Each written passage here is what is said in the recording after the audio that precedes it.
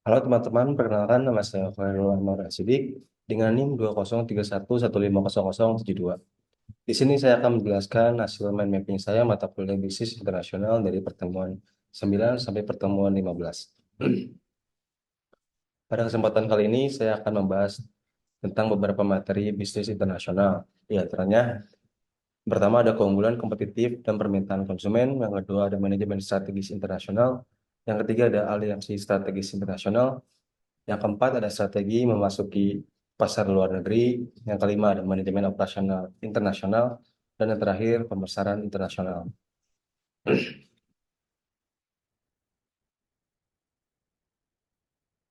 Dalam bisnis internasional terdapat keunggulan kompetitif dan permintaan konsumen. Bagaimana perusahaan mencapai keunggulan kompetitif? Untuk mencapai keunggulan kompetitif dapat melalui lingkungan internal dan eksternal. Lingkungan internal melalui salah satunya sumber daya VRIO, kompetensi, unik, dan kemampuan inovatif. Sedangkan lingkungan eksternal meliputi perubahan faktor PST dan respon cepat perusahaan akan perubahan lingkungan. Kemudian dalam bisnis internasional terdapat manajemen strategis internasional. Manajemen strategi internasional adalah suatu pendekatan manajemen yang fokus pada perencanaan, pengembangan, dan implementasi strategi organisasi di tingkat global. Ini melibatkan pengelolaan sumber daya dan aktivitas bisnis secara holistik untuk mencapai tujuan perusahaan dalam konteks pasar global. Selanjutnya, dalam manajemen strategi terdapat perbedaan antara strategi dan taktik, yaitu strategi berfokus pada keseluruhan organisasi atau bisnis dan melibatkan pengelolaan sumber daya secara umum, sedangkan taktik dapat berkaitan dengan aspek-aspek fungsional atau operasional tertentu dari organisasi, seperti pemasaran, produksi, atau sumber daya manusia. Dan adapun proses manajemen strategi internasional, yaitu manajemen strategi internasional melibatkan perencanaan, implementasi, dan pengendalian kebutuhan strategi dalam lingkup internasional. Proses ini terdiri dari beberapa tahap yang melibatkan analisis lingkungan global, penetapan tujuan bisnis global, pengembangan strategi dan implementasi, serta evaluasi hasil strategi tersebut.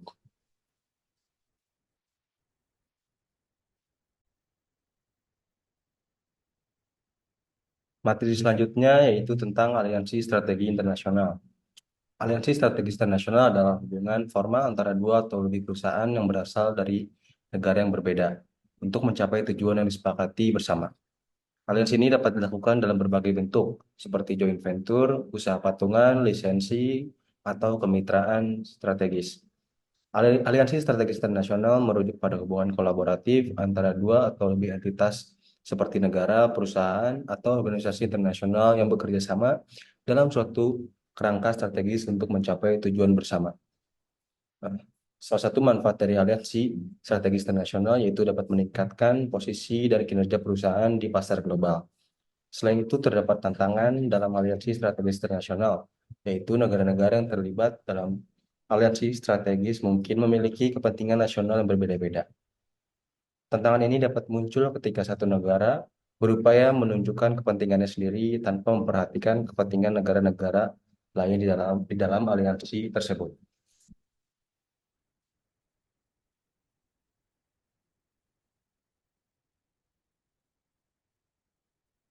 Strategi memasuki pasar luar negeri dibagi menjadi tiga kategori.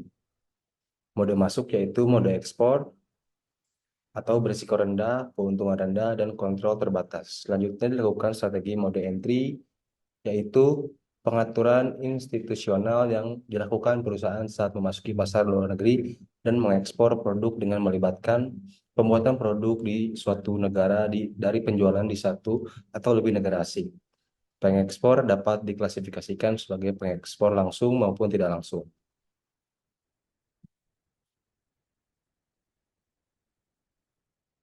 Pemasaran internasional, dalam pemasaran internasional terdapat konsep yang melibatkan perencanaan, pelaksanaan, dan pengendalian kegiatan pemasaran agar dapat memenuhi kebutuhan dan keinginan konsumen di berbagai negara. Pemasaran internasional menjadi relevan dengan meningkatnya globalisasi, pertumbuhan perdagangan internasional, dan perkembangan teknologi komunikasi yang memungkinkan perusahaan untuk menjalankan kegiatan bisnis di pasar global. Kemudian fungsi dari pemasaran internasional yaitu untuk membantu perusahaan memahami dan merespon dinamika pasar internasional, sehingga dapat berhasil beroperasi dan bersaing di level global. Adapun strategi dalam pemasaran internasional.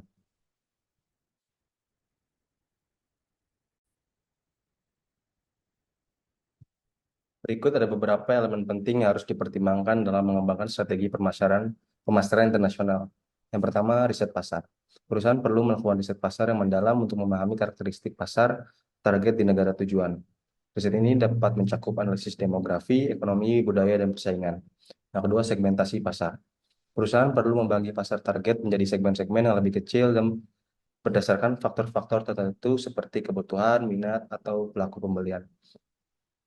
Yang ketiga, ada pemilihan pasar target. Perusahaan perlu memilih pasar target yang sesuai dengan produk atau layanannya. Yang keempat, strategi produk. Perusahaan perlu menyesuaikan produk atau layanannya agar sesuai dengan kebutuhan dan preferensi konsumen di pasar target. Selain itu, ada beberapa strategi pemasaran internasional yang umum digunakan. Pertama, ada ekspor. Perusahaan menjual produk atau layanan langsung ke konsumen di pasar target. Yang kedua, ada investasi langsung. Yang keempat, ada aliansi strategis atau perusahaan menjalin kemitraan dengan perusahaan lokal di pasar target. Dan yang terakhir ada lisensi, yaitu perusahaan memberikan izin kepada perusahaan lokal untuk memproduksi atau menjual produk atau layanan.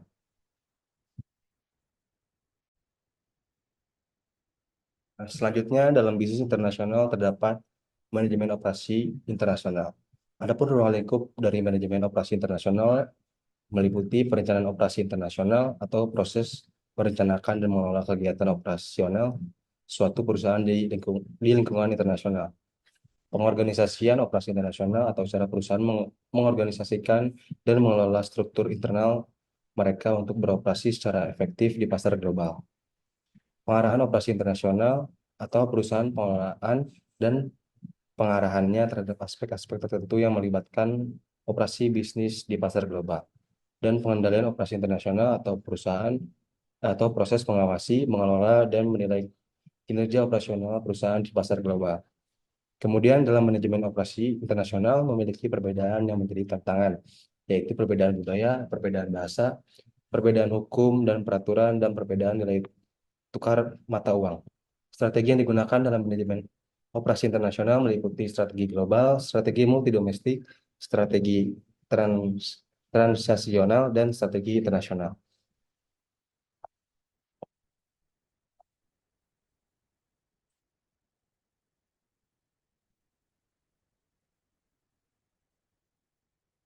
Sekian penjelasan dari mind mapping saya.